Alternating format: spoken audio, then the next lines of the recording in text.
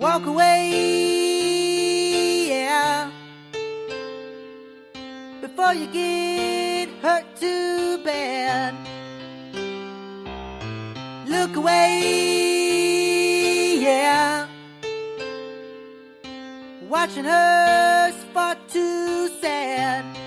And time doesn't heal nobody. The hourglass can't set you free. Love shouldn't hurt nobody, but somebody's hurt like me. Stay away, yeah. Don't you get close to me. Fade away, yeah. Living in a memory, and I wouldn't hurt nobody. Baby, won't you listen to me? Love is for somebody. Time is gonna lead her to me. I won't confuse her now. I won't try no more. Not to amuse your soul.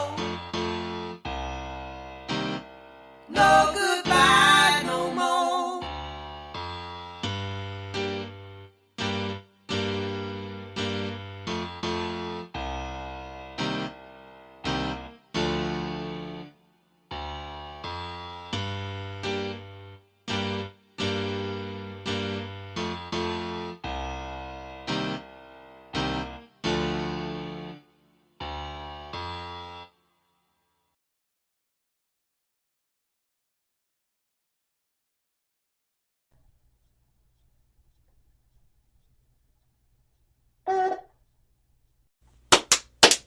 Hey everyone, welcome to the Shawn Will Be Here podcast. I am Shawn Will, and today I will be here with Jacob Barr, that's my name. What's up, dude? Jacob Barr, comedian from Ann Arbor, right? Yeah. It's a county. Yeah, I live in Milan now, a little south, because Ann Arbor is too fucking expensive. Well, hey, I understand that. I've moved so many times because it's the economy. We're not going to get into that today, but you know, everybody knows about that. 12 hours later. For the record, you know, you've done a lot of amazing things in your career. Thank you. You're the funniest guy I fucking know. I'll say that. You know, I'm not just blowing smoke up your ass. I won't just say it to like every other comedian who comes on the show. I promise. Thank you. It's very kind. I might be lying. I'm a psychopath, so sometimes that results in laughs. So I appreciate that. Hell yeah. So, you know, Jacob, if for anyone who doesn't know you or hasn't seen your work before, do you want to give a background on yourself, a little introduction to the mind that is Jacob Barr? What if I was like, no? Then I would cut into something where I like narrate like a fucking Wikipedia page of you. I don't fucking know. Yeah, my name is Jacob Barr. I do stand-up comedy. That's the only reason anyone would know anything about me, I hope. I done some jokes. I have some videos on the internet of me telling jokes. Yeah. And that's really it. I mean, you're selling yourself short because, you know, I do research and, like, you're the only person who's really had a lot out there. You done a TED Talk. That's more than most of the other people I know. I did do that. Yeah, I did. It was a TEDx. It was, so TED does, like, after, like, I think it started in, like, the mid-2000s. They started doing, like, almost like TED pop-up events. So it's technically a TEDx talk. Oh yeah. So it's like they do, like, they're everywhere. I mean, there's probably one in most major states. So I did their like Detroit thing. It was really cool. I was really happy to do that. Do you ever use that to like when you're trying to impress somebody, do you ever do the thing where you're like, I've done a TED Talk to like, do you put it on your resume as a sweetener type of thing? Sometimes when, like before every set, someone will ask you, like, what do you want me to say about you? Yeah. Sometimes I'll just say that I have a TED Talk because I think that's, like, kind of funny. Yeah. Like, because it's not a funny thing necessarily to be plugged for. And then I can usually say some sort of hacky beginning about it because they'll immediately think about this. And then my crippled ass walks out there, and I'll be like, it's about tying my shoes, or it's about eating pussy. I don't know. For the record, I did watch your TED Talk, and I agree with you 100% if you had put that anal word on the screen. Yeah. Because... It would kill the vibe. It was like, anal aesthesia. What does that mean? Yeah, here's the thing. I was distracted by it, even by it not being on screen, because I was just like...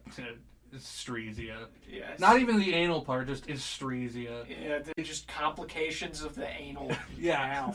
Yeah. That's a fun thing to talk about off rip. Listen, estresia just sounds like the name of like a wench barmaid in like a D&D fantasy campaign. Oh, sounds hot. That wasn't. Yeah, when I think of it, I think of a person slowly suffocating to death. Yeah, that's not because it good. sounds close to like asphyxia or something, like asphyxiation. Yeah, So I think of people dying slowly. I'm glad you think of a hot woman.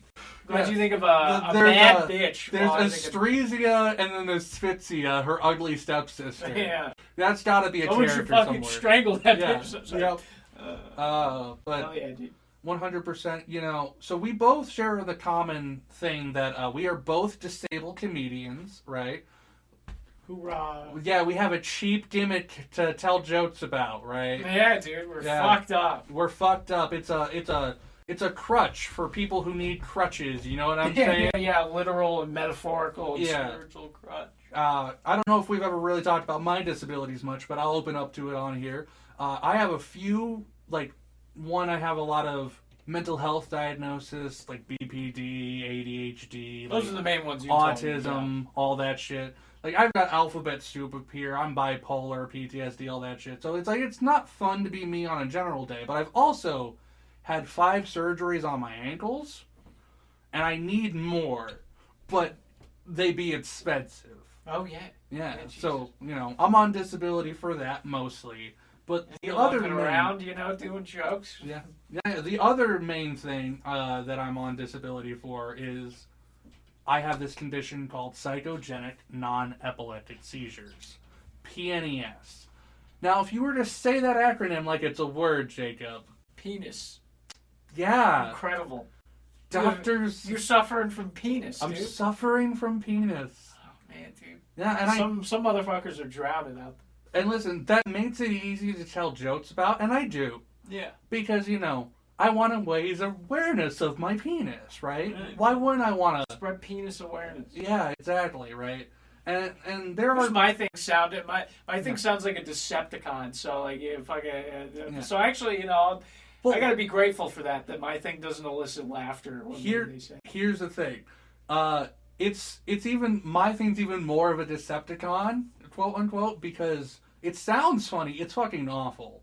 Because it's psychogenic non-epileptic seizures, which basically means that I have, fake seizures, seizures that aren't quote unquote real because they don't elicit any brain activity.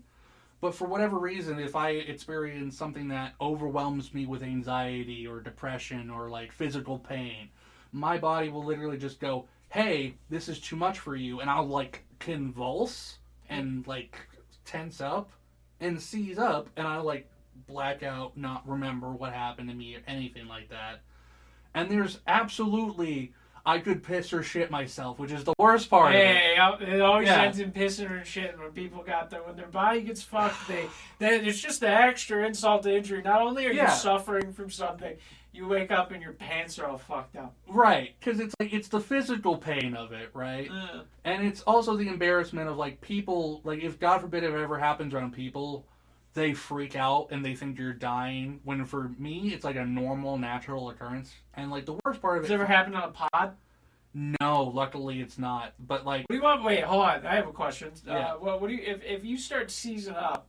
Like where you're on a lazy boy there. What do you want me to do for you? If I'm on the lazy boy, I'm lucky because you don't have to really do much of anything. I shit my pants there every night. Yeah, I'm perfect. Yeah, just like tilt my head back and like to the side so I'm not like, if I drool, I'm drooling onto like my shirt or something. Cool, alright. So I'm not like, you know, and then I'll just kind choking. of manage the dead air. Yeah. Okay. Or we'll just edit it out. Like, you know what I mean? Hey, Shawn, maybe you shouldn't have hit the bog before the... No, listen, that helps. That helps, actually. Believe it or not, the marijuana 100%, because, like, my seizures mostly happen in my sleep, which is god-awful, because I will wake up some mornings, because they're, like, I'll have the, like, non-responsive seizures, and I'll, like, have all my muscles tensed up while I'm sleeping from like a night terror or something that's fucking happening to me. In whatever random position I'm like sleeping in. And then my body, even after the seizure's done, because I'm sleeping, doesn't get the signal to like, you know, move so I'm not tense. So you just wake up all fucking tight. Yeah. Ugh, yeah. From like hours of just sleeping in the same position, all like. It's like grinding your teeth, but your whole body's doing it. Exactly. And so you do some drugs. Exactly. Nice. So I wake up in the morning. See, I'm just addicted. Yeah. See, I don't have like, oh, it makes my hands not hurt. Listen, no, I'm also addicted. It's just nice to have a convenient excuse. You know what I mean? Shawn, you're so high. This is actually an intervention. This is not your podcast. No, God damn it. Too much weed, Shawn. Why don't I have more friends if this is my intervention? Yeah, well, that's the problem. You pushed them all away, Shawn. No. You pushed them all away with your drug abuse. There's no way. It's just me. But yeah, no, 100%. I talked about that. I've talked about my ankles, and like I'm also schizophrenic. That's something I talked about as well. Yeah, you mentioned that, and then I kind of like forgot you mentioned it, and then it's not one of those things that I felt comfortable being like, "Hey, Shawn, did you say you were schizophrenic?" Or because you know, schizophrenia is in my family. What if I just gaslit you and I'm like, what the fuck are you talking about? No. Yeah, that's what I feel Why would bad. you think that? Yeah, Why would you? I'm so sorry because you're not a fellow like a lot of people. So I was like, oh. Actually, Jacob, there's nothing wrong with me. I don't know why you thought I was ever disabled. Well, then you need to look at yourself in the mirror. Yeah, no, dude, anyone who sees my freaking weird ankles, like, it's hard to tell on camera, but if you ever watch me walk, my ankles do like this. And you can't. So I'm not driving you to Grumpy's. I'm going to watch you walk alongside my car. I've done it before, no problem. Driving. But it is an effort. Speaking of Grumpy's, 100%, we were talking about disabilities, but we're talking about that for the reason of we mine comedy out of that, right? Yeah. I don't know about you. I do that for the reason of that, like, 2 matching socks. I'm sorry, I just realized that. I don't give a shit what socks you're wearing. Be comfy, man. Yeah, well, it's just... Be here. That's the whole point. I'm here in 2 unmatching socks. I'm 28 years old. Yeah. Anyway, sorry. Your life is going downhill. Oh my God, your socks don't match. Sorry. My shoes are falling apart, man. Same, dude. I gotta fucking. Like, do you see this? Like, it's whatever. It is what it is. Like, I'm broke as shit because I spend all of my money on a podcast set, alright? Hey, and this huge theater that we're sitting in. It's not a huge theater. You can't zoom out. It's not a huge theater. There's like 1,000 people here, Shawn. He's being fucking humble. Sure. That's why they're all being so behaved right now. Actually, wait, I'm schizophrenic. I'm hearing voices in my head. My culture is not your costume. Yeah, okay? Sorry. My grandma's schizophrenic, so can I say half the word? Yeah. Shit, for the record, I never had you set a timer. Can you set a timer real quick? Yeah, I got you. We'll do it live. I got you. Don't worry about it. I'll edit this little clip out, but I gotta see how long we've been recording. Set a timer for 45. No, set a timer for 50 minutes. Hell yeah, pimp. Cool. Black. Alright, that's a little bit of post-production I'll have to cut out, but that's fine. Anyway, you're talking about Grumpies and shit. Tell me about Grumpies. That's what I was trying to get into. I was trying to say that we mine it for comedy and all that. What the fuck did I... You're fun to talk to. Thank you. Because tried. It's my only fucking skill. I need to be good at talking. That's all I got, Shawn. Hey, listen. No, dude. I once got, like, my first job was at a butcher. Timer set, sorry. No problem. Yeah, my first job was at a butcher shop. I won't say where, but, you know, because I don't want to dox anyone.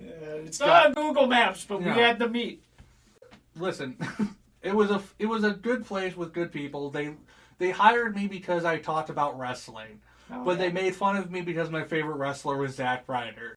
Yeah, that's so fucking lame, dude. I Yeah. can't believe your favorite wrestler is Zack Ryder. He's not anymore. Yeah, he's Matt Cardona, dude. Yeah. Is Matt Cardona your favorite wrestler? No, Orange Cassidy's currently my favorite. I'm an AEW mark now. I hate the Fed, man. Oh, man, dude. But, Fuck Orange Cassidy. well, hey, I love him. So, you know. Yeah, I respect. No, I'm just Difference of opinion here. Yeah, I respect. I'm not saying you should be world champion or anything. God, no, but he's MJF's fantastic. Yeah. I'll say that much. Oh, he's washed. No, I'm kidding. I'm totally kidding. You're just trying to farm heat. Yeah, I'm just being that like wrestling fan on Twitter. Like, someone will be like, I like that MJF match with Kenny Omega. Both washed. Roman Reigns acknowledged the tribal chief. Yeah. Pussy virgin. Dave Meltzer can eat a fat one. Yeah, Dave Meltzer has 7 stars up his asshole. Yeah, fuck, whatever. I hate Dave Meltzer, but that's a whole thing. That's a whole thing. He does rate women's matches a little low. I'm sorry, I don't think you said that. Yeah. But I was like, what'd you say? Yeah. He watches them. Well, he rates the women's matches a little Yeah. But that's Does not. he like Joshi, dude? Does he fuck with the tiny Japanese ladies? I don't want to know what he thinks about Joshi. I really don't care. The Joshi makes me feel a million things when I watch it. Just like my brain is in it. I'll listen to Jim Cornette talk about Joshi just because he flips the fuck out and it's funny to watch. Yeah, I don't think he can handle it. No. Does he like it? No. He likes Maki Ito, ironically. Yeah, she's rules, dude. Because he called her like the queen of piss and shit or whatever. That's an awesome title, though. Yeah, and then she was like, yeah, I am the queen of piss and shit. Fuck you. You That's know? fucking sick. I'd sell T-shirts of that. Yeah, I think she did. So like, because in Japan in Japan, like, American writing is similar to Japanese writing that we do in America, where it's like there's like a bunch of like you'll find like Japanese shirts that just say like poop on it. Yeah, and it's like meant to be like aesthetically pleasing. So maybe she could do this shit. Listen, considering that we are the nation that invented Skibbity Toilet, I understand. Fuck is Skibbity Toilet? What the Don't fuck? you fuck with me. Don't tell me I'm telling you what that is. Oh my god. Are you being racist right now? No. Okay, so... No, I'm kidding. I know what Skibbity Toilet is. I'm fucking with you. I was like, should I make Shawn explain Skibbity Toilet on his podcast? And just like people clicking away. God damn it. I'm like, I don't want to have to tell you about the whole fact Michael Bay's making a toilet movie, alright? You would not believe me if, like, I would have to pause this and show you. Yep, fucking play the whole clip. It's like, God forbid, anyone who, like, is in a coma, they might be able to believe, like, oh, Trump's president, or, like, you know, World War III, or, like, murders in the street. You show them Skibbity Toilet, they're like, this isn't fucking real. I draw the line. Next thing you're going to tell me, Jeffrey Epstein, renowned financier.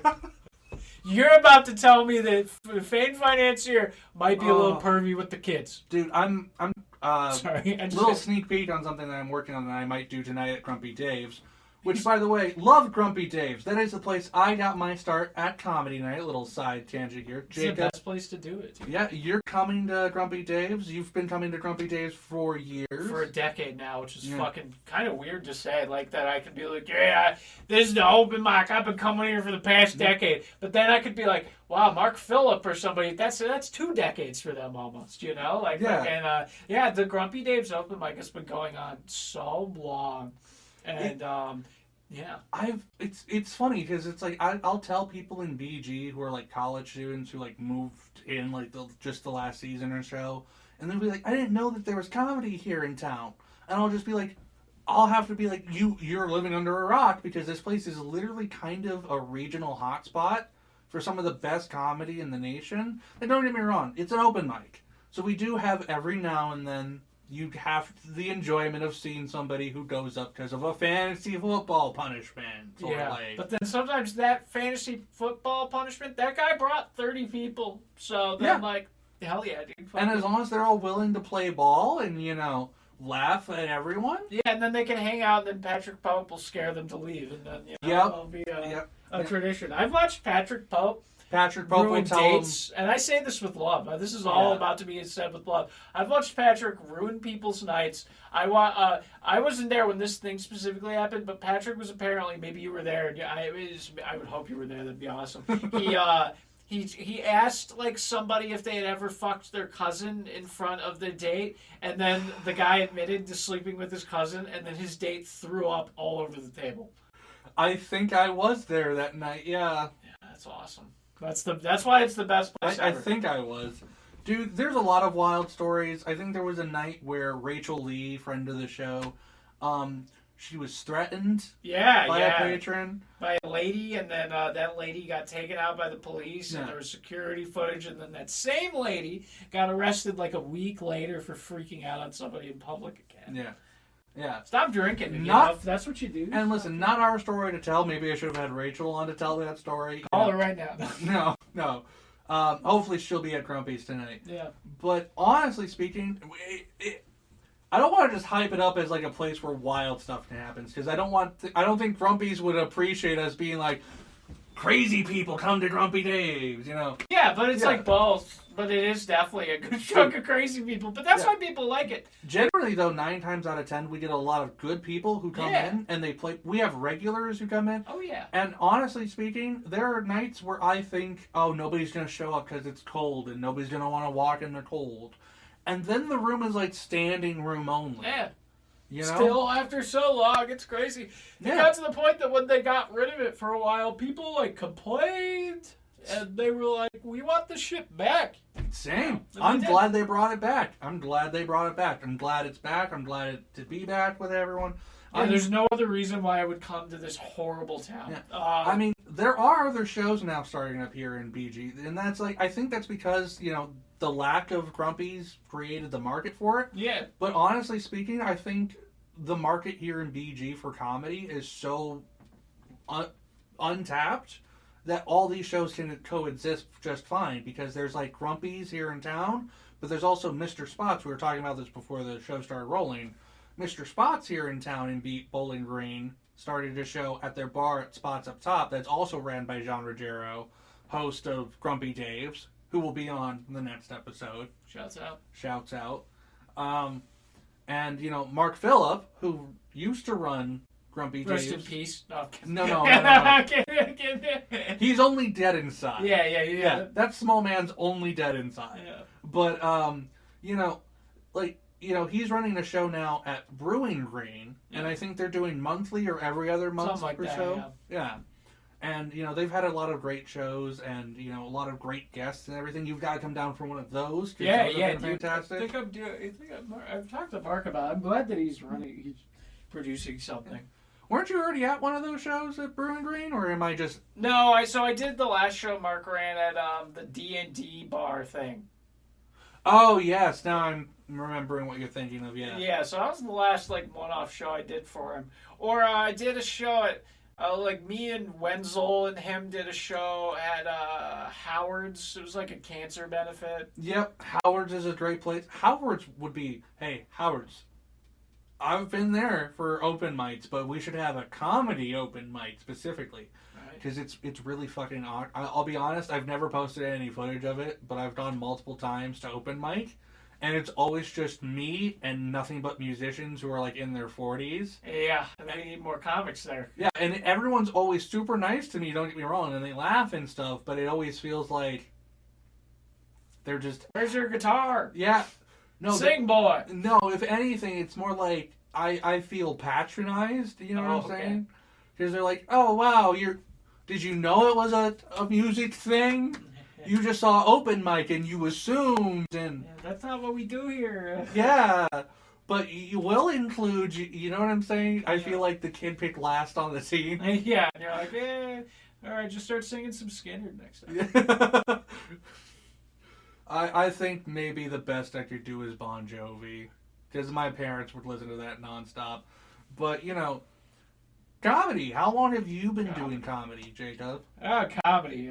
10 years, or it'll be 11 years in August. Yeah, wow. So, something like that. I've I been don't know. doing it about 6, maybe 7 years. No.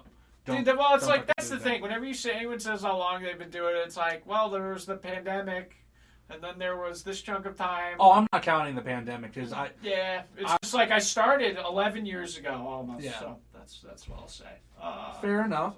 I don't count in my total the pandemic per se, because like I did, but like I did like Omegle was still a thing. When did you start? What year did you start? Oh god, fuck. It was like I have to like trace my life in my head real quick, because you know I might cut out some of me thinking. Hell yeah, dude. Dude, I want to say it was about 2018, 2019, Cool. if not 2017 before. Yeah, because I think I met you right before the pandemic. Yeah. I started doing comedy like right before the pandemic, and then the pandemic happened, and then I was doing comedy on Omegle for a while. Yeah, that's so funny. And I never told anyone about it, but I was just like, I don't want to lose my spark. And then like I started really working on Glitch Hunters, my animated series that, hey, this is an announcement Jacob's going to be part of. Hello. Hey, he's going to be a voice in it. He's going to be playing the Bullet Reaver, which maybe I'll put stuff on the screen about right now. But yeah, I started really working on my cartoon and everything like full time during the pandemic, because I was like, that, like before, when I first met you, I wasn't on disability yet because I was still fighting for government disability. Anyone who thinks you can just get on the disability system and just be a welfare queen on disability, it's not. I had to fight for 6 years to prove to the government that I'm disabled. Yeah, and then after there's all kinds of restrictions and stuff. Yeah, like I can't make so much money, and it's like, but I only, like right now, I only get paid like a little over $900 a month. That's not a lot to live off of. Like, I have to have a roommate, or else I wouldn't be able to afford the place I live right now. Like, I can't afford a car, which really inhibits my comedy career and stuff like that. So it is rough. So it's like, anyone who's on disability, I doubt they're doing it just for a free check. You know? It takes so much goddamn work to get onto it. Oh, yeah. But, you know, God forbid, Jacob, have you gotten to the point in your comedy career where you can make a living out of it? Have you been able to do it yet? No? Oh, fuck No? No, I've had a day job. Yeah. The whole time I've done it. I've had 2 day jobs. You never quit your day job. Yeah, that's stupid. I'm lucky, if anything, that my day job is being disabled. Right? Yeah, right. I don't know. It's like, I think like having too much time to yourself is maddening. Hey, I'm schizophrenic. What? Well, There you hey-o. go. Yeah, What's up? There you go, dude. Yeah.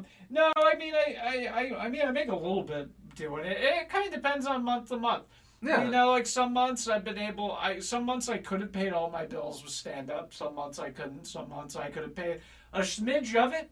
It just kind of depends. Oh, I guess I've progressively gotten more paid shows, but you know, it all comes with pros and cons, because sometimes like you'll get paid for a good show, but it might be in the middle of fucking nowhere, and then like it might not even be a fun show. Yeah. So it's But like, is it, you know? This is really the career path we've chosen, where like if we were doing this for the money, we'd be probably fucking dead, right? Yeah, or like just like I couldn't.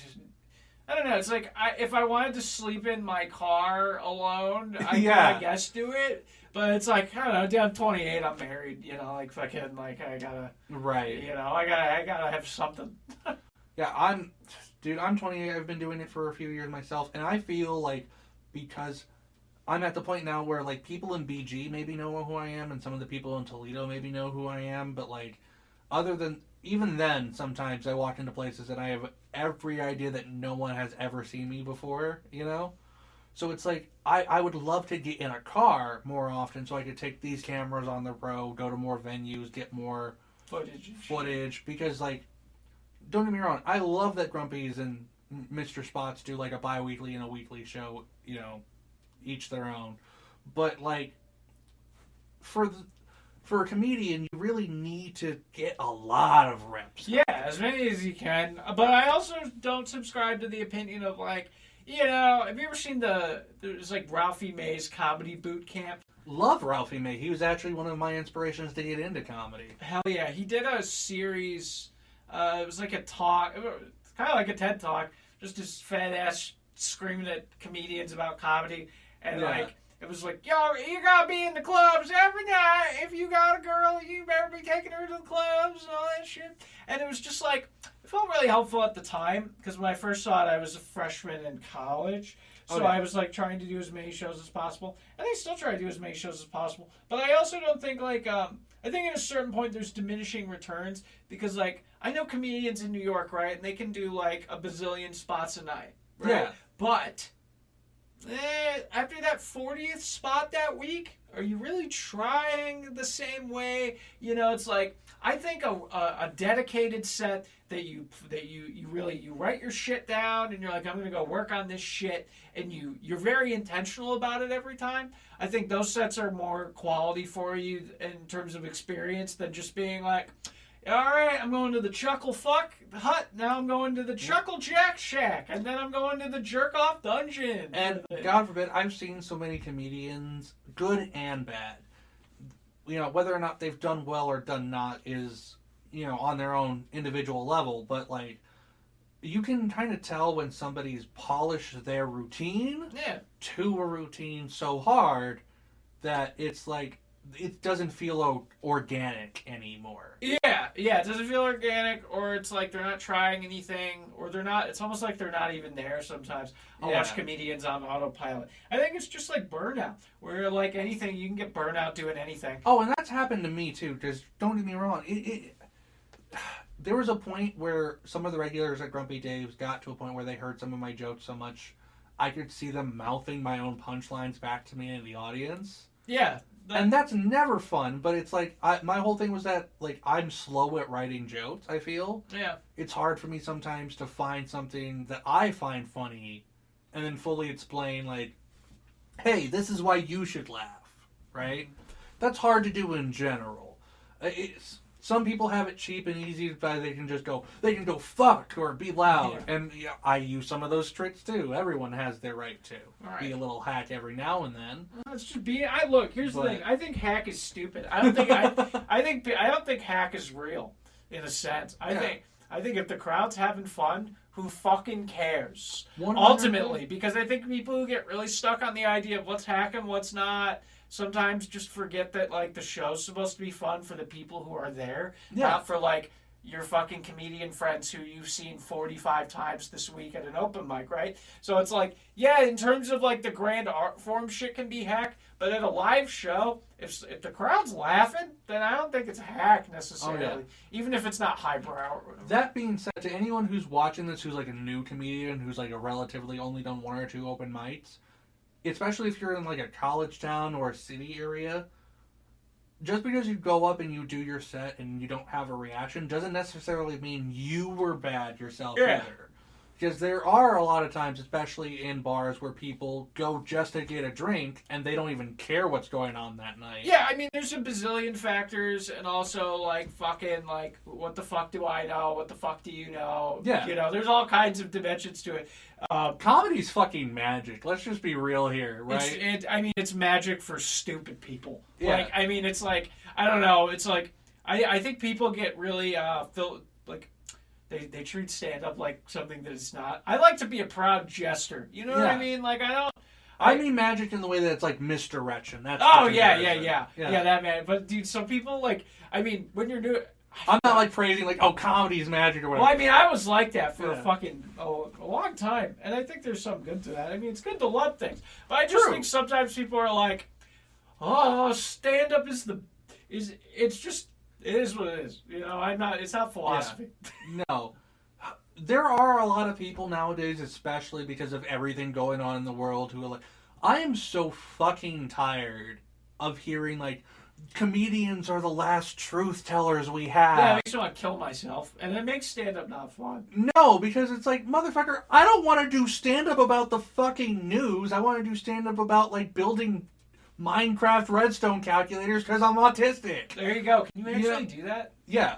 No, but I mean, I know that people can. Can you do that? Yeah. Like, legit, I have a world on my computer that has, like, a Minecraft redstone calculator. I have a binary calculator that I use to sort a lot of my items. I have, like, I have a machine that, like, will fucking, what is it called? Dispense different armor trims for me.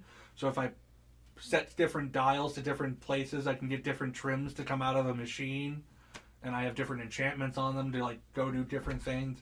I play so much goddamn Minecraft. I use it for like, sometimes I'm not fucking with you. I will make something that I'm trying to 3D model, like a building or something. I will build it in Minecraft first, and then use that as reference for like That's sick. my art and stuff. Yeah. Minecraft is like one of those timeless things that I will always enjoy. Yeah. Fucking Minecraft. Listen, I've thought so many times about like making content out of it before and like doing Let's Plays and whatever. Problem is that there's a little bit of an Epstein connotation to. Oh yeah, dude. If that you career path. told me that if I knew that you had Minecraft Let's Plays on YouTube right now, yeah, you think I'd be in this chair? No. No. Yeah. I'd be like, a kid has died in this chair. No. And it's like, don't get me wrong.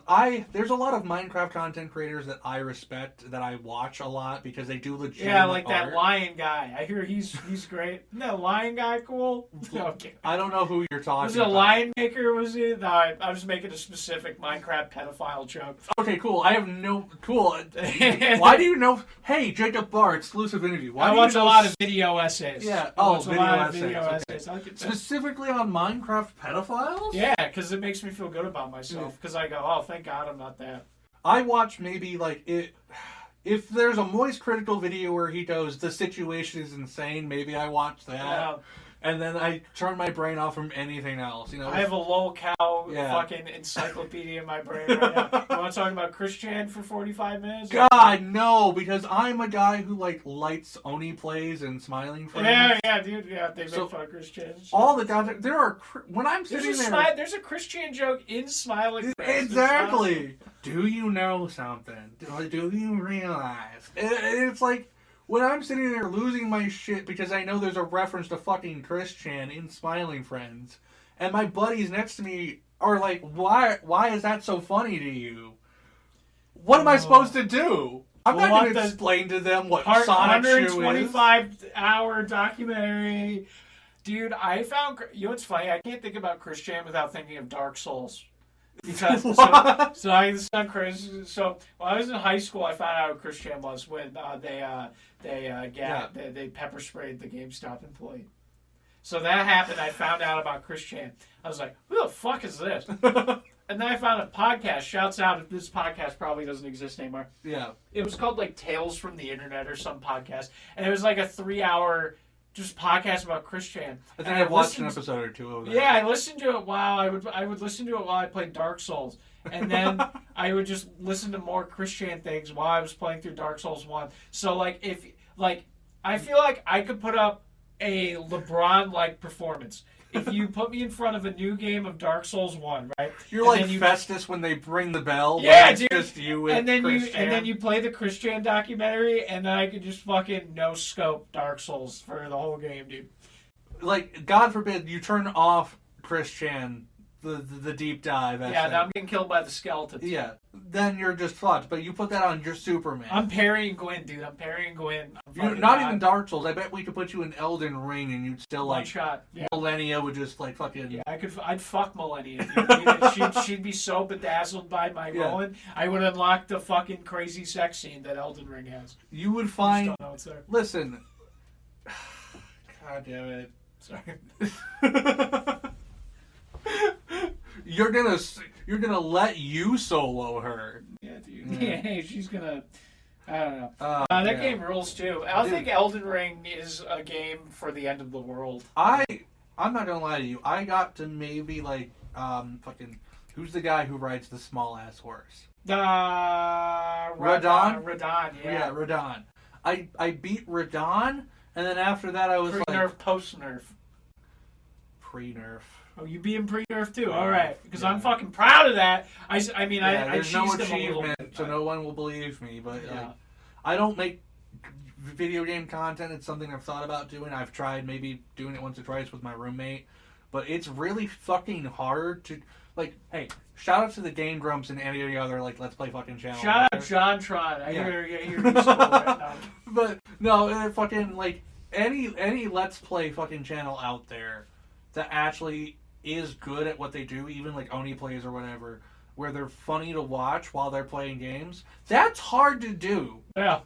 I swear to God. Sometimes I'll try doing it to myself. Sometimes I'll be playing games and I'll just like, what pathetic. This is such a pathetic thing to say. No, hear me out. I'll be playing video games. Do you have autism? Yeah, I have a little bit. I think every single autistic person has done the Let's Play personally. Yeah, just like Mystery Science Theater to yourself and be like, hey guys, I'm playing Skyrim and I'm going up to the water and I'm trying to drink it, but I can't drink it because that's not a feature. You ever do the thing where like you find some type of physics in the game that doesn't work at all, or like just like you like find like oranges that can't get shot by your bullets, and then you just spend forever going like, why can't they shoot my mom? You just start talking to yourself. Like, I'm talking like DSP. Yeah. Do you know what DSP is? Freaking out. Yeah.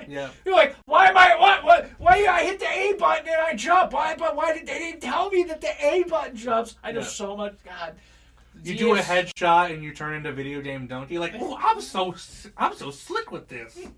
You know, it's. I think every autistic person secretly down wants to be a G4 game host. Yeah, did I tell you that I tried to be on G4? That's why I'm bringing it up, motherfucker. God. I do my research on my guests when it's available. There you go. Yeah. Was that a serious audition? Yeah, it was a serious audition, and I got 2 callbacks for it. Damn. It was stupid. Well, I'm not stupid. So, I felt stupid. So, here's the thing. So, yeah, G4, fucking love G4. Loved it. It's some of it. Do you think you looking like Scott The Woz too much is like a fuck that up? Because that was on TV at the time. No, you know what's funny? It's so funny that you bring up Scott The Woz specifically, because Scott The Woz is the reason G4 TV can't work. Really? So hear me out.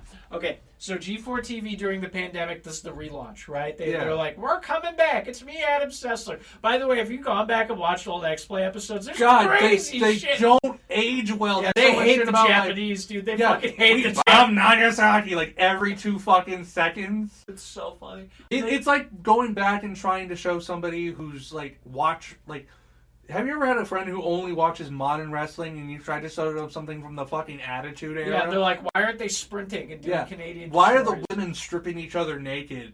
And you're like, because it was cool! And they got paid. They were fighting over Playboy. They wanted to be in Playboy so bad. Yeah, and Vince McMahon didn't kiss them. Anyway, so G4 does a relaunch, and they're like, we're coming back, and they're like, we're getting the WWE. Like, Xavier Woods was like, we're doing blah, blah, blah. Yeah. And then, like, they announced, like, we're looking for new talent. G4 needs talent. So I made an audition video, and I fucking didn't even, it was one of the things where, like, a lot of the projects that I'll, like, really focus on, I will burn out or just will turn out like shit. But, like, I made that audition video pretty quick, and it turned out good, and I put it on the subreddit.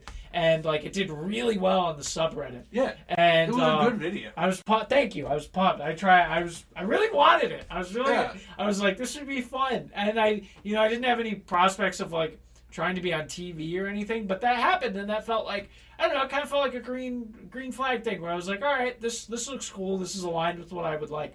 So I made this submission video, and then I got a fucking email from Adam Sessler, and he was like, we saw the thing, and we want to invite you to the next process of like, fuck yeah. Yeah, and that, dude, when I got that was the biggest, that felt like the biggest day ever. Like, I was sun is shining, dude, I felt so good. I was like, I couldn't believe it. I was like, I did something, and then something happened. I was like, because when you're a fucking crippled guy doing stand up, people like to, especially if you show any glimmer of talent. A lot of people like to be like, hey kid, we're gonna do this with you. We're gonna blah blah blah. Yeah. So I met tons of psychos who were like, I want to put you in a movie. I'm booking this tour. You're going to do XYZ. So, like... They try to Mr. No-Legs exploitation film you. Yeah. So, look, I'm fucking optimistic. I'm retarded and optimistic. Right. And so, you're probably trusting of people. Yeah. I want to believe that good things can happen. Exactly. So, there were a lot of times where I felt kind of disappointed by things. So I didn't make that audition video with any expectation of anything. So, when I got that email, I was like, oh shit!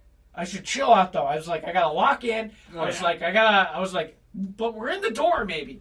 I got an audition. Right. So they wanted me to make a sketch. And the sketch had to be it had to involve an impersonation of like a famous character. And I suck at impersonations. Same. My roommate can do like 5,000 different voices, and he does nothing with them, and it pisses me off. It's an incredible skill. I don't have that skill. Yeah. I can do Mickey Mouse though. So I was like, yeah. all right, I'm going to do a sketch about Mickey Mouse. So I was like, how can I need to prove to them that, like, you know, I was like, I want to be a good writer and write a funny sketch, but I was mainly about, like, showing them that I'm willing to, like, do some crazy shit on camera, right? I was like, I want to do, like, I was like, you know, Did you go too crazy? No. You know, so what happened was I made a sketch where I painted my whole body like Mickey Mouse. I'll show you a clip of it. I don't know if I want to see it. No, dude, it kind of ruled. Like old school, like black and white rubber hose Mickey Mouse. Brown. I did put a lot of brown paint on my body. It was a crazy. You can tell what I'm worried about now. No. Right? So that was the thing. You didn't do your face. Yeah, that's stupid. I did. Well, I put white on my face. Hey, I look terrifying, but it's very clear that I'm Mickey Mouse. Yeah. I had the ears. I had a tail. I had red pants. I was wearing these shoes, and so. It was clear I was Mickey Mouse. So it was just like a basic sketch about, like, it was me and my roommates. It was like, what if my roommate went insane and thought he was Mickey Mouse, right? So it was pretty funny, but it was I think it was probably more unhinged than it was funny. But I sent it in, and also all my roommates thought I was fucking insane when I was making it. Because they were like, so they were down for it, but they were like, what are we doing? Yeah. I'm like, I'm going to go paint my whole body like Mickey Mouse. And they were like, okay. And they didn't really, I don't know if they thought I was going to actually do it, but then I just like emerged with it was terrifying. At least they were supportive enough to be like, yes. Yeah, they were supportive, and they're great. I loved those guys. There have been so many times where, like, for better or worse, I have had friends in my life who I'm like, hey, I'm going to go do this crazy thing. Like, I used to work at a haunted house. I used to, like, do this or that. And sometimes, like, for example, I have somewhere in my living room, there is a prosthetic leg of a mannequin that is just covered in like black and white, like glow in the dark paint, and has a mustache on it. And I was like, I stole it from somewhere. I'm not going to say where. From a homie of mine. And I broke it at the haunted house, right?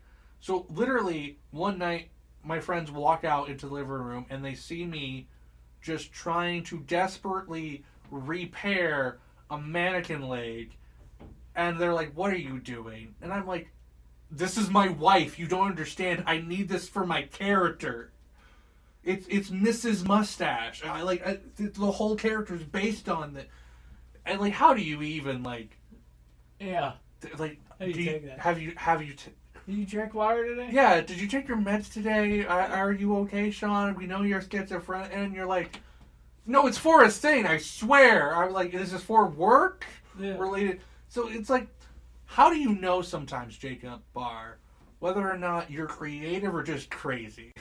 You don't. You just kind of do the thing, and then people go along with it. And that's kind of what I did. I was like, I'm not Isn't that how serial killers happen, though, too? Yeah, but you gotta be fucking, move forward or whatever. I gotta fucking do shit. So it was one of those things where I was like, I'm gonna try as hard as I can to make this a memorable sketch. And they loved it. They thought it was cool. They were, I got another callback. So they invited me to the final. This is the final round. I was like, cool. Now I gotta write some shit. Honor to be considered, probably. Right, yeah.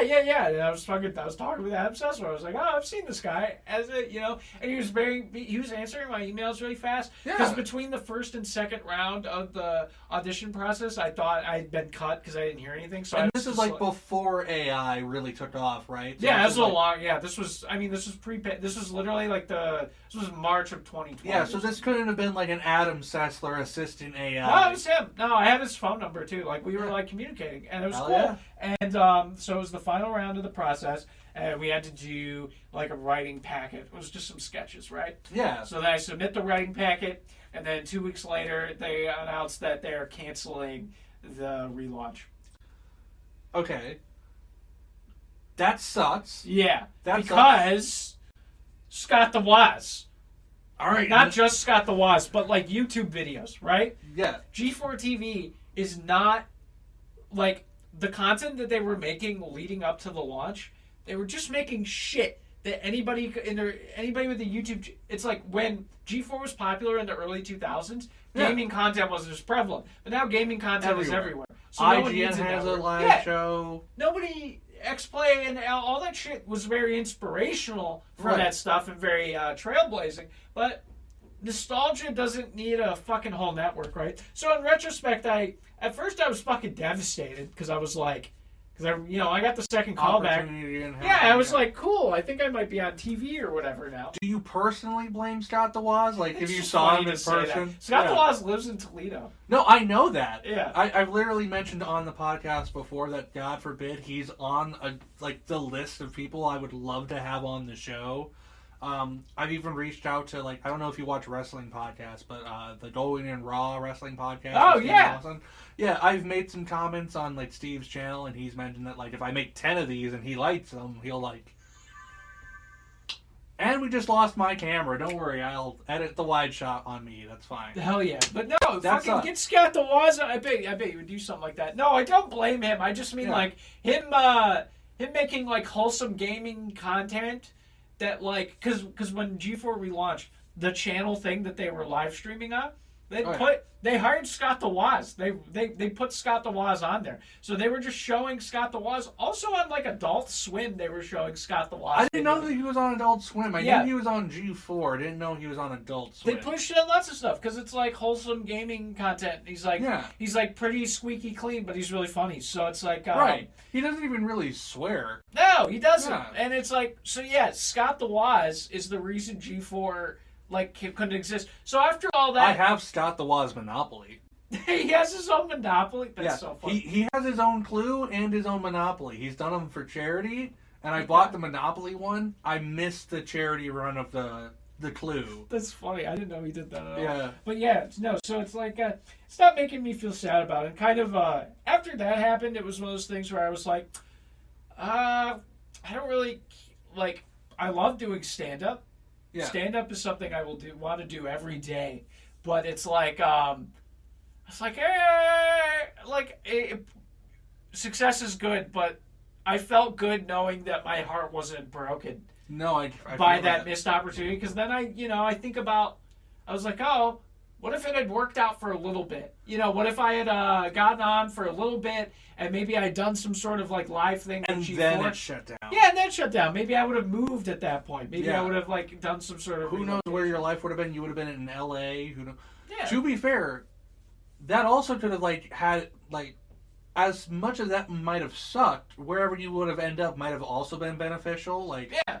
My life is like that, so it's it's just one of those things where it's so many different things can happen to so many different people. For example, if you don't mind me saying, 100%, if you were ever on a Dropout show, like Crowd Control or Game Changer, my man, I think you'd be perfect on that. Oh, cool. You ever watch any of those? No, I don't know what that is. I'm sorry. All right, Sam Reiki, I'm gonna edit that out. You remember College Humor back in the day? Yeah. College Humor now basically like converted into its own thing called Dropout. They have their own streaming service. Oh wait, yeah, no, I think, and they do like I saw like Jeff R. Curry and shit and Gianmarco on there. Yep. Okay, I do know. And what you're talking Josh about. Johnson was on. Yeah. Okay. Yep. Yeah, that does rule. I would love to do shit. Yeah. Shit like that is fun, but it's like also like the anxiety of like. I'm not saying like I've been playing. I've played to big crowds. I played 2 theaters, and while they were like the craziest cool experiences ever. Yeah. They're also fucking terrifying, and they weren't fun in the moment. It's fun after. These shows seem to have like smaller crowds, but they do handpick the audience for that format because it's just like somebody seeing something, right? Where it's True. like, I love being funny, I love trying to be funny, and I love making people laugh. That's the only thing that I like and that I think I'm good at. But it's like the fear of not making people laugh. It's really scary. You know, the idea of going out. What if you go on one of them dropout shows and you just fucking suck, dude? You just suck shit. Then I think they would sweeten the audio and no one would know. Or God Except forbid, the comments being like, ass. Yeah. They would probably sweeten the audio and like, you know, people would know that you weren't funny and they'd be like, how is that getting laughs? But then, like, they just wouldn't have you. Like, it would suck. Don't get me wrong. Like, I would want to go on that show and kill, not like suck. But at the same time, I think it's the type of environment it is. It's like there's a lot less pressure than say like America's Got Talent or some other type of show where you have like a whole theater full of people where it's like. You're not trying to compete with like Madison Square Garden levels of people. It's like a small audience of people who are just like, for example, I recently they have a casting call out for like audience members. And I have the whole point is you're supposed to go on there and like have an interesting life or story you're supposed to tell for a comedian to do crowd work off of. I've been homeless 4 times. Was forced to live with a cult once. I have pretty interesting shit I can talk about. Yeah. Just even being my own like comedian, and even like the penis thing could have been something I put myself on there for, you know, as an audience member, right? I'd love to go on there as a comedian, obviously, but like just even being in the audience would be cool because that could be something to just get my foot in the door. Yeah, you're there. You're putting yourself out there. Right? But I think you, yourself, because I've seen more of your comedy out there in the world and like 100%, you know, you doubt yourself, but you are a funny-ass fucking person. Thank you. Yeah. Well, I think doubting yourself has good things to it. Yeah. Look. It keeps your head from getting too big. Yeah, that would be my biggest fear in comedy is I would never want someone to come up to me and then leave the interaction and be like, man, that guy fucking thinks he's hot shit. Yeah, you don't want to end up being fucking Rob Schneider. Hell no. Yeah. No. Yeah, nobody wants to be that guy. You want to be Adam Sandler, not Rob Schneider. Yeah, true. Yeah, respected. Yeah. You know, it's like, if you meet them, they're like chill about it. They're not all over their head. They're not like, do you know who I am type shit. Yeah, I hate who I am. So it's Listen, here in town, and like I'm a fucking nobody. Like the views on all of these videos can tell you that. But even here in Bowling Green, because I've done comedy for so long, every now and then there have been people who like see me at like the Circle K or whatever, and they'll be like, "Hey, you're the samurai sword guy," or you're the guy who tells the joke about like jumping off of a building. And it's like, well, I mean, I don't like that. I don't like being recognized per se, but it's nice. But they're smiling at you. They're not mad. Yeah, it's nice to like be remembered. The weirdest thing that ever had to happen though is I had somebody who was like with their girlfriend, and they were like, "Oh, this is a comedian. They're a comedian."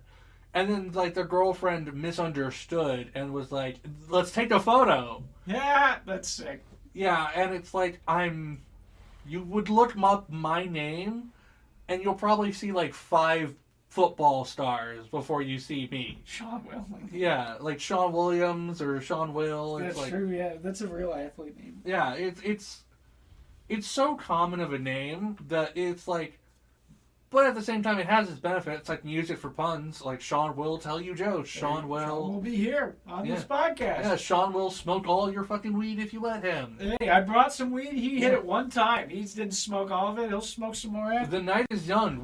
I'm making steak after this. Yeah, dude, he's feeding me, and then he's gonna expect something after. And I'm married, Shawn. So you listen.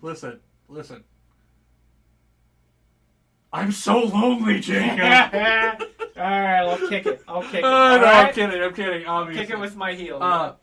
Listen. You have done so much already. You have, like, I don't think as much as, everything you've done in comedy, you've been on podcasts, you've been on shows that I won't name right now, but, like, is there anything that you want to do yet? Like, if not, go on. Like, I want to make something good. I want to make like a piece of content, or I got some like creative projects that I've been chipping away at for a long time. Yeah. I'm writing a book. I don't think that'll ever come out, but maybe I'm writing it. Everyone's writing a book, right? I got 70 pages. Hey, we had an author on last week, so like, if you want some advice, I literally know an author who can help you. There you go. And it's like. I just want to make something good that I'm proud of. I don't really care when that is or what that is. Yeah. Whether it be like a stand-up special or like an indie flick or something. Yeah, so I have like kind of a couple dimensions of things. I stopped caring about finishing a project, but just kind of doing whatever I'm creatively driven to do at that moment. So I have about 3 projects that are sitting at different percentages of completion, and it's kind of just like when I have the fire to knock out some percent of that, I will do that. But it's like every time I force myself to work on one of those projects, if that's not the project that I'm most engaged in, turns out it feels like shit. Yeah, it's hard to make something that should be fun into a job. Yeah, well, it's just like I want to start out good. Yeah, and when I force myself to poop, nothing comes out. Like there's this old expression my Papa Dutch used to tell me: "Love is like a fart. If you have to force it, it's probably shit." Yeah, and it's probably the same thing for art. Yeah, So it may be one of those things that'll be done, it'll be good, come out, people will like it. Oh yeah. I completely relate because, in addition to this podcast, I still am doing stand-up comedy actively in the area until I get you gotta put your dick in a lot of holes. Oh yeah, and I'm doing the cartoon as well, Glitch Hunters, the indie pilot, and He's everything. got all kinds of shit he's been showing me about it. Yeah, and I'll have to. The problem is with that fucking thing is I'm telling people I'm doing a pilot, and I have not a whole lot posted of it. Yeah, you should. That's the thing, Shawn. Never do that. No, because that thing I learned. Sam, I think it was Sam Talent said it. He said telling people about a thing you're doing will give you as much dopamine rush as the thing that you're trying to do. Yeah. So it's like you need to save all that dopamine for the creation of the product, because then you'll get to do all the talking about it, and people will be able to see a finished product. But I've learned that it's like I will literally, like, people will ask me, "Oh, are you working on anything?" I'll be like, "Yes, but I can't talk to you about it." Yeah. If I talk to you about it, I'll fucking burn some of the fire that I'll want to use to make. And it's like, don't get me wrong, I'll like post like small updates here and there. Like, I have a Tumblr. Somehow I'm still on fucking Tumblr. Yep, you and all the other pedophiles. No, I'm kidding. No, not me. I block anyone that posts My Little Pony or Steven Universe. I swear. Yeah. What's left? Art. Oh yeah. Hopefully, but that's a lie. I actually have a lot of respect for people who are in the Steven Universe and that's fine. MLP communities. Yeah, I feel like a fucking Steven Universe fan would hear that and be like, "Don't fucking group me in with those pedophiles." No, yeah, there's a lot of good people in those. I learned a lot of my art skills. Oh, that's our timer. We're getting close to being done here. But I learned a lot of my art skills from a friend of mine named Gorgie, who is does a lot of My Little Pony art, but they also do a lot of art of their own comic book characters and stuff. So, there's a lot of people who have done art in that space who come from different communities, because everyone has to start somewhere. And, yeah, of course. God forbid we were cringe kids watching WWE at some point in our lives. I was a cringe high schooler getting into it. Dude, when I was a kid, I thought it was gay as hell. But then I turned 14 and was like, wait a second. Yeah. It is gay, but I love it. I'm 28 and I'm bisexual, and I'm pretty sure of that, but the only thing that I'm sure of is that a lot of people aren't. Alright, who's the hottest male wrestler? Who's the hottest female wrestler? Bisexual man. This will explain a lot. Okay, off the top of my head, am I biased if I pick 2 people from AEW? No. Okay. Whatever gets your dick hard. Shut up. I'm not objectifying people. I'm just saying physical. Wrestlers are meant to be objectified. Okay. That's what. Look, wrestling objectification is the one thing where there is almost some gender equality. I can understand that to a point because Paris Miss Queen was on and she literally does a stink face for her finishing move. So I do understand it to a point. Yeah. No. But I'm not trying to be classy. I do. Yeah, I'm trying. Thank you, Jacob, for letting me be the bigger man about this. But yeah, I would say Tony Storm is fucking beautiful. Absolutely. And then if I had to pick a man, oh god. Bisexuals are fiending right now. They're like there's a lot of hot men in AEW because I could say Ricochet, I could say Takeshita. Bald, Ricochet, bald. Listen, bald or not, he's still hot, right? I could say Takeshita, I could say dude, I get that. Dude. Yeah. What a guy. Oh my god. Kenny still got it. Kenny still got it, yeah. Kenny still got it. Fucking. He's not as intested, but we got the pipe on him. So. Oh yeah, fucking dude. Ciampa just came to AEW. Dude, Ciampa looks like $1 million right now. He does. I'm glad they gave him the title. Fuck it. Briscoe had it. That's cool. 100%. Briscoe's hot too, man. Yeah, and I'll beat you up behind an alley. Literally in the type of the aggressive male stereotype way, and that old Spike meme from Cowboy Bebop where it's I love a woman who would kick my ass. Yeah. It's same but for men. You want both to kick your ass. Yeah. You just want your ass beat. Oh, that's why your ankle's fucked up. You just Red running with a dominatrix. I want somebody to kick me in my shins and call me a ripoff artist. Yeah. But we should start wrapping up here, Jacob. We got a lot to do. We got dinner to make and Yu-Gi-Oh to play. Yeah, we gotta play. We didn't talk about any TCGs stuff. No, we didn't talk about any fucking Yu-Gi-Oh. We can fit it in real quick. Yeah, you want my Yu-Gi-Oh history? I want your Yu-Gi-Oh history real quick because, dude, the TCG meta right now is absolutely fucked. Yeah, I'm still fucking with the Cyber Dragons. I'm still fucking with the Black Wings. Hell yeah. It's been a while. Cyber Dragons are still kind of meta, but you have to splash in K9. Yeah, and that's where you lose me on stuff because it's I went to the locals a lot when I was in high school. I went to the Fun for All Comics in Ypsilanti. Yeah. Me and my buddy Kenny Jopp, shouts out. We used to go there. His mom and dad would drive us, and then eventually he would drive us. And, yeah, dude, it was great because just a lot of sweaty autistic people.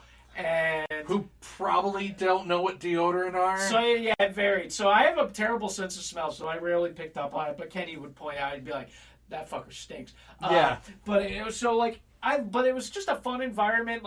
It was immediately apparent that we were so much shittier than all the other people at the locals because they could afford to play the decks. And Yu-Gi-Oh! Was pretty pay to win a lot of the time. Still is. Any TCG is. Yeah, and the only kid who was good at our locals was a rich kid.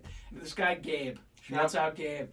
Gabe is, he won the locals every week because his parents bought him, every single card. And I have a Dark Arm Dragon common that he made such a fucking big deal about me trading with him. He was like, well, I don't know if you have anything that's worth it to me. I'm like, Gabe, you got fucking everything. Give me this common Dark Arm Dragon. It was a common, and it was the only card I needed. And then he finally gave it to me. And then I went 2-2. That was the best I ever did. Dude, I'm at the point now where I've just started, I've bought structure decks mostly because some of the newer structure decks actually still kind of meta, but I've also been buying booster box sets, right? Because I'm I want to build the decks from the booster sets, right? And I've learned that they do some fucky shit in the TCG. Where for example, the deck I'm building right now that's actually on our set right here, I'm building a Cool Tune deck, which is one of the new ones that just came out in the Phantom Revenge set. Okay, what's the oldest? Is it a tune deck? It's called Cool Tune, and it's a tuner deck. Yeah. So it's like a synchro deck where you do nothing but synchro. You can synchro with synchro monsters and everything. And there's a lot of turn 1 combos and everything. And it's pretty meta for Genesis format, which is pretty new right now. But it is still really good. And my problem with it is that all of the cards are rare or better. So they're collector's rare or better. It's even the commons right now are still $10 for one copy. So it's like, if I want damn. a playset of 3, I have to spend like $30 Oh, for some cardboard, bro. for cardboard. Just play online. Just play. That's what I would do. Yeah, and the worst part about it respect is when I want to build like newer decks, like the meta decks, it's like, you know for a fact next year when like 3 new sets have come out, your deck value is gonna fucking tank. Yeah. Dude, no one's gonna be playing it anymore. I got a copy. Actually, that's so funny that you. There's no resale. When I started, the 2 hottest cards, the most expensive cards, right? This will date myself. The 2 hottest cards: Rescue Rabbit and Tour Guide. Dude, Tour Guide and Rescue Rabbit. Dude, I have both of those now. Those are classics. Classics. Awesome cards. Fucking sick. I hated them at the time, but now in retrospect, I love them. I went back. It was just like right before the pandemic. I was at like a comic shop, and they had like some old packs, and I actually pulled a fucking secret rare Rescue Rabbit. Yeah. And I was like, you know what's fucked up? I was with my friend Seth. I was like, if I had pulled this when it was relevant, this would be like a $300 card. But now it's worth fucking nothing.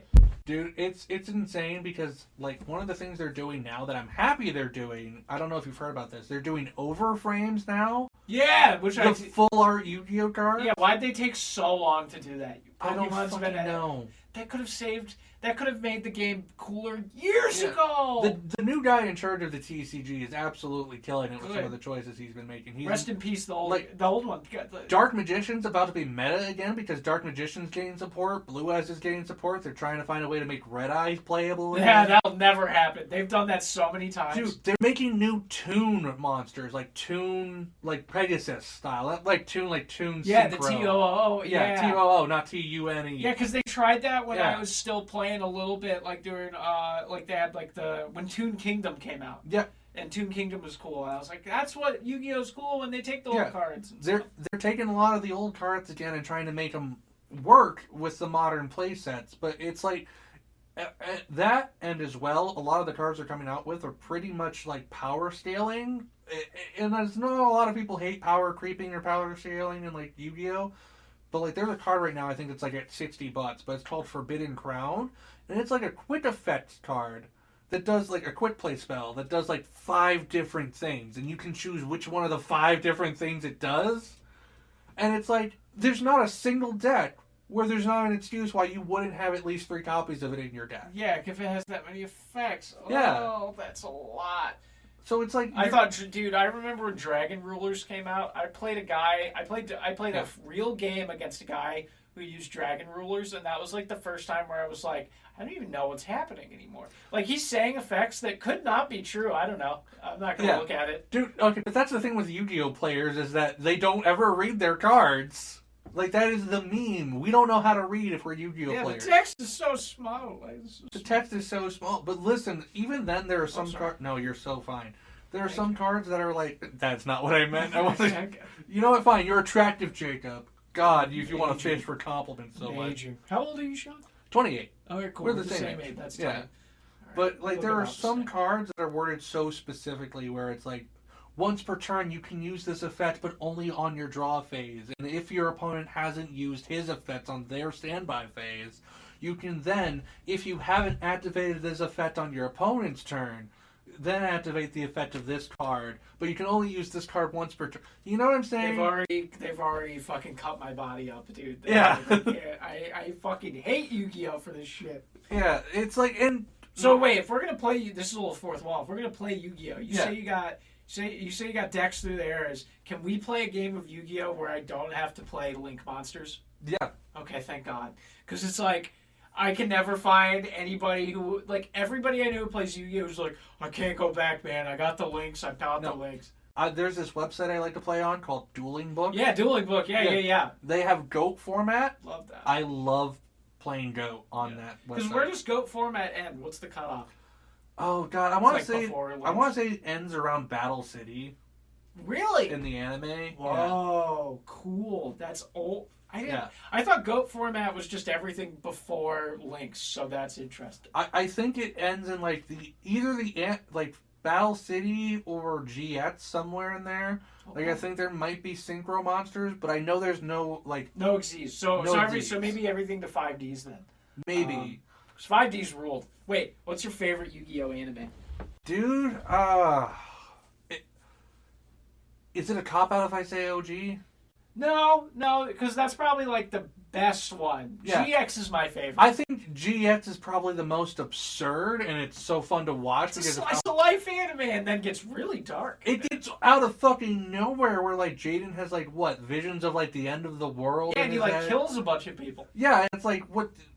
Hey, whoa, I don't need my Yu-Gi-Oh protagonist, like, committing, war crimes. 5D's was pretty edgy, too. Yeah. 5D's had my favorite I think the game was the have you watched you probably haven't because it's the one where links and stuff are introduced, but if you watch Zetzel... I watched a few episodes, because I liked some of the cards. If you watch the Japanese version, and, like, because obviously 4K censors the English version...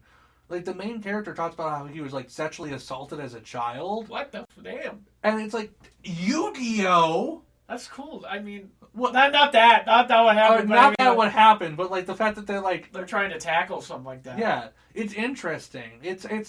But at the same time, it's like, everyone knows the abridged Yu-Gi-Oh joke of, like, it's a children's card game. It still fucking is, so, like, maybe we don't need that much. Yeah, I watched one of my favorite YouTube videos. The worst one's Arc 5. Oh, yeah, definitely. I watched a few episodes, yeah.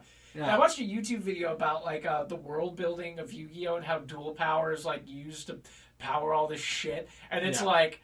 Just, like, breaking down, like, the real-world economy of how, like, one guy, Seto Kaiba, funnels so much money to create a time machine in space to fucking play a pharaoh and a card game. He literally built a space elevator to go to the afterlife.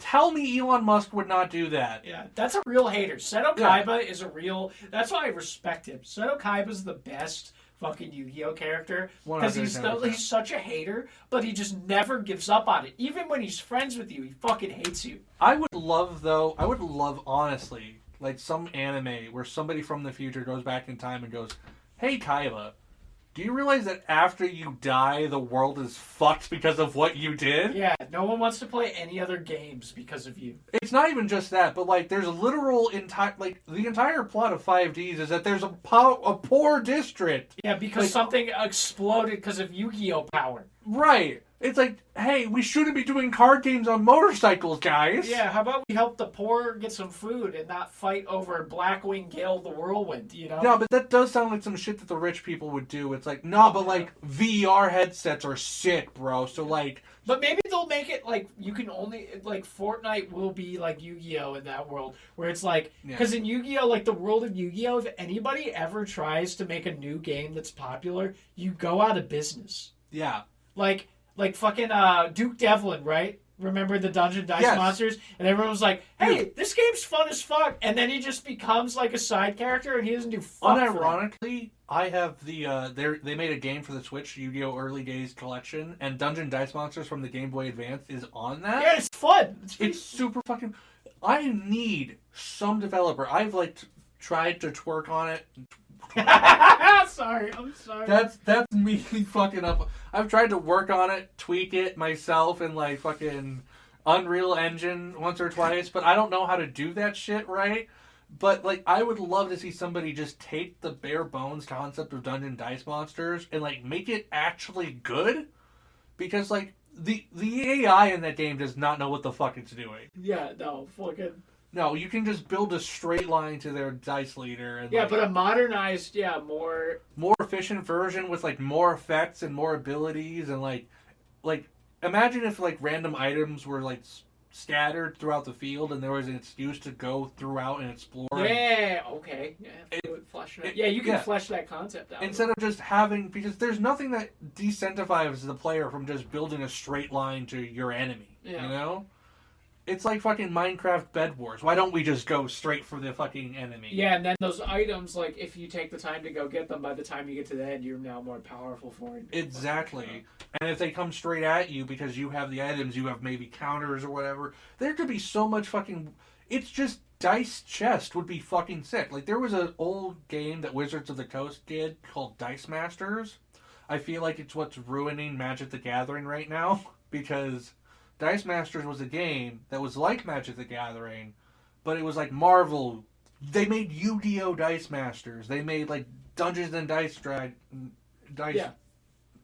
Dungeons and Dragons Dice Masters. That's hard to say. Yeah, that's a lot of... They made fucking DC, Marvel, fucking Stranger Things, I think, had a crossover. Deadpool had its own set. And it was just this dice game. I could show you some of them. Where you would roll your dice, and your dice would be all of your resources, like your mana and shit like that, or your energy from like Pokemon, and your creatures. And I think it was so successful because of the IP licensing. And now Wizards, it's like, alright, cool, then let's put all these IPs in Magic the Gathering. Yeah, you don't like all these IPs in Magic? I Probably do, depends on the IP, I right? do, but I don't. Because like, I have the Doctor Who Pre-Con, I have like the Didn't Final they do Fantasy... a Dune one? I don't know if they have. Because that felt like a cool one. Because I remember... I saw that they did fucking a SpongeBob Secret Lair, and now I believe any Photoshop I see. They did a fucking Sonic the Hedgehog. The Lord of the Secret Rings Lair. one. The Lord of the Rings one. That resulted. That was sick. That Don't one get me guy wrong. getting the ring Yeah. card and he sold it. Post Malone bought it for like $3 million. Yeah, which I hate that. Like the worst people in the world, like Logan Paul wears a Pikachu. Like Yeah. it's like the worst people in the world are like looking at. Post Malone's way better than Logan Paul. On a Yeah, don't get scale. me wrong, but I hate that like people treat trading cards now like the stock market. Yeah. Yeah, Logan Paul You kind know? of did that with the Pokemon cards. And Yeah. Now if you go to a Target, there's like limits. You like can't buy that many Pokemon I'm cards. lucky that hasn't really hit Yu-Gi-Oh. But Yeah, because no one gives a fuck about Yu-Gi-Oh! Shawn! Yeah, I know. No one gives a fuck! But I'm really scared that now they're going to have full art Dark Magician, full art Blue Eyes, full My art... Secret Rare Rescue Rabbit, Shawn. No one gave a fuck about my Secret Rare Rescue Rabbit. I gave it to a drunk guy at a show because I sell my Yu-Gi-Oh! Cards as merch as like a joke. I'll be like, just pay whatever. I would have cherished that. Yeah, somebody gave me $5 and I was like, you know what? Do you want my Rescue Rabbit? He was like, what the fuck's a Rescue Rabbit? I was like, if you only knew. If you only knew. Not worthy, Jacob. Not Yeah, worthy. I You get know what? I think on that disappointment, we should end this show. I appreciate it. I Yeah, appreciate you having me, Shawn. To This was a lot of whoever fun. has his rescue rabbit out there, know you're lucky, damn it. I did get $100 for my Exodia head, Oh, but really? it was a reprint. So Yeah, that was not worth it. he was drunk. I was like, this card is not worth $100. He's like, it's fine. It's the one from the show that I know. It's Exodia. It's not even all 5 pieces. It's just one of the pieces. All right. Yeah. Let's all be They're actually making Exodia viable again. Good. That's a fun concept. It is. It is. Yu-Gi-Oh! Needs more alternate win cons, in my opinion. Hell yeah, dude. Yeah. We'll finish on that one. Shuts out Wakanda forever. Yeah. Don't know what that has to do with anything. Alright. But thank you guys. I have been Sean Will. Thank you guys for being here with me and with Jacob Barr. Jacob, before we go, any plugs for social media or anything you want to do? All my shit's Guy with the Hands. If you want to see anything I've made, type in Guy with the Hands or just my name, Jacob Barr. Anything that I've ever made will come up. And if it isn't, message me and I'll send it. He knows his brand. Jacob Barr, ladies and gentlemen. We hope you will be here next time. Bye. That was fun, Sean. Yeah. And then, the outro music will play. It was a good time, dude. Hell yeah. Yesterday still is not tomorrow, still is not today. No way, it just can't be. Worrying, all that worrying is reason for confusion, is reason for the stay. Past pain, which I can't see.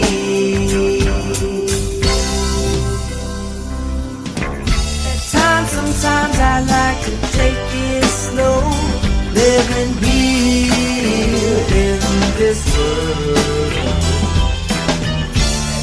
Sometimes I wish I didn't know, and I'm trying to get used again.